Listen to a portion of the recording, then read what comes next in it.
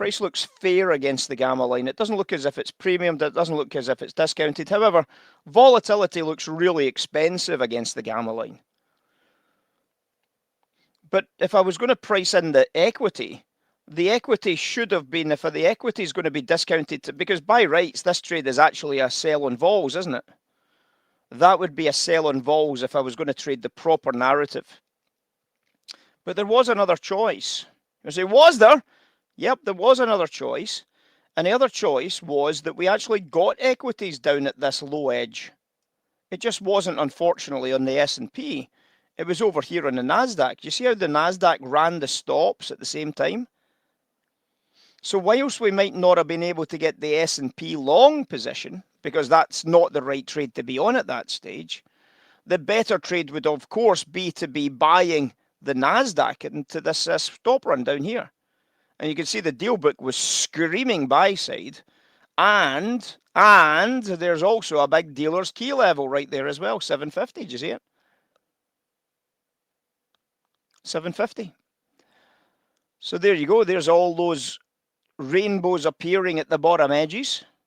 Buy trade at 750, just trading the handle at the top edge here for $1,000. It was only in the market for 2 minutes, literally 2 minutes.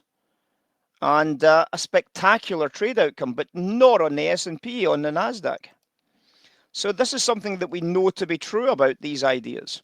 The trade doesn't exist on the S&P, but the trade does exist on the volatility. But the trade is still being equity long if we can find a better equity position. So as Reeve did the other day, earlier on today, actually found a trade on the Dow Jones because it was lagging behind the market. Well, on this occasion, the NASDAQ is lagging behind the market. The NASDAQ is lagging behind this gamma storyline. And for that reason, the big trade for me would be this, would be the buy on the NASDAQ. And there it is. There's your leans. Absolutely spectacular. Absolutely spectacular. And the outcome? $1,000 in 2 minutes, guys. That is how you make easy money. But it's about just thinking about it. If I haven't got value in the S&P, I do have value in the volatility.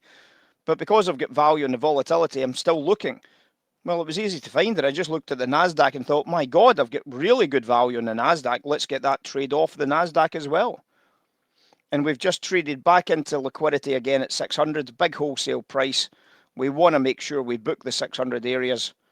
And there does seem to be a kind of developing story here of fair value. So I'm not sure I like anything in this area in terms of a sell trade yet. So no trade, so a nice profit, $1,000 paid into the account, nice and easy, nice and squeezy.